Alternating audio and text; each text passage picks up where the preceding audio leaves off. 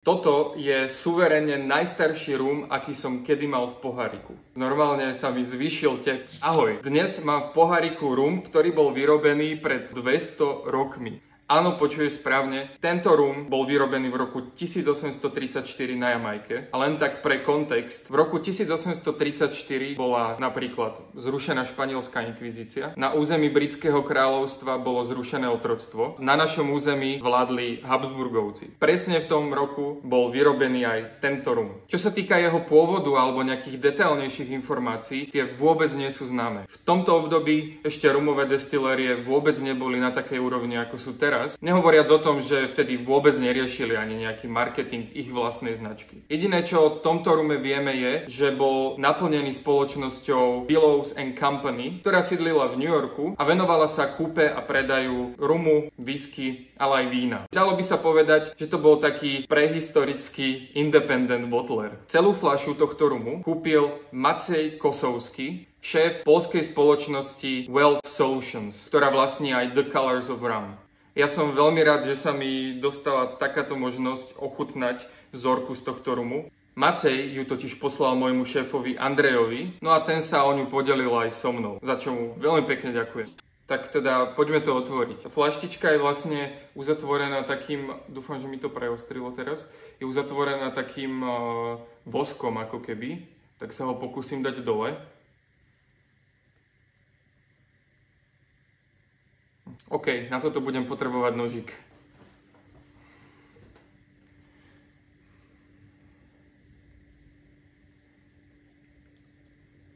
Snažím sa to spraviť čo najopatrnejšie, aby som náhodou tú fľaštičku nepoškodil.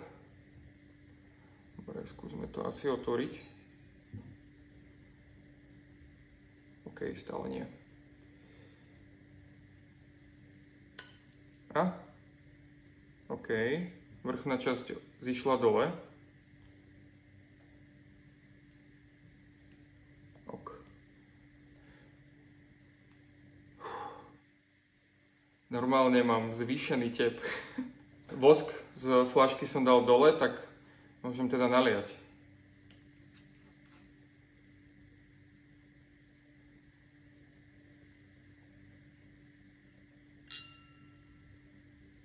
Dobre, poďme teda na to.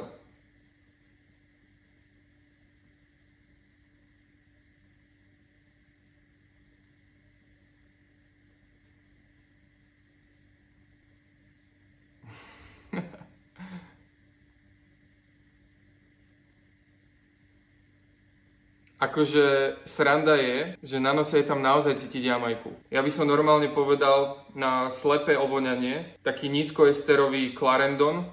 Ono väčšinou s takýmito staršími druhmi alkoholu platí, že potrebujú veľmi veľa času v poháriku na to, aby sa naplno otvorili. Preto ja tento rum nechám chvíľku nadýchať a vrátim sa k nemu o čosi neskôr.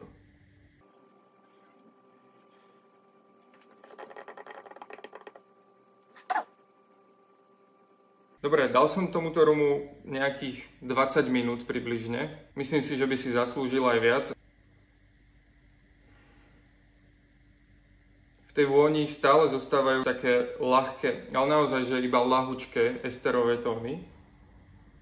A prichádzajú také tmavšie, ťažšie tóny takého spáleného karamelu, nejakých korenín.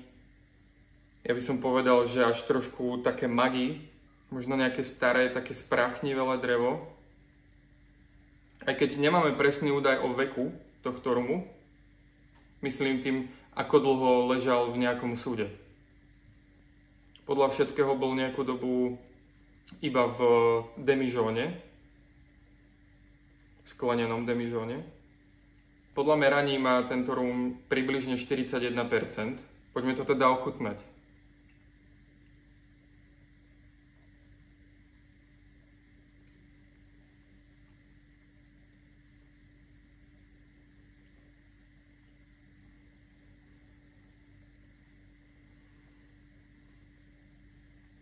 Rum je taký ľahučký, naozaj to nižšie percento alkoholu je tam cítiť. Trošku pikantný, možno čierne korenie. Záver je pomerne dlhý, je tam opäť karamel, tropické ovocie, trošku nejakého ananásu, horké mandle, citrusová kôra. Je pomerne dobrý, vedel by som si predstaviť vypiť aj celú fľašu, keby som mal na to peniaze.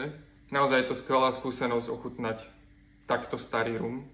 Som veľmi rád, že sa mi to podarilo. Musím povedať, že tento rum určite nie je niečo, čo by ma vyslovene že vyzulo stopánok. Predsa len v minulosti to ponímanie kvalitného rumu alebo toho, čo znamená dobrý rum, bolo úplne niekde inde, ako je to dnes. Tým nechcem povedať, že ten rum mi nechutí, naopak, je veľmi dobrý. Ale ochutnanie tohto má pre mňa skôr takú zážitkovú, historickú hodnotu. Predsa len nie je to každý deň, kedy človek môže ochutnať rum vyrobený pred 200 rokmi. Verím, že sa ti toto video páčilo. Ak chceš v budúcnosti viac takýchto videí, tak mi nezabudni hodiť follow.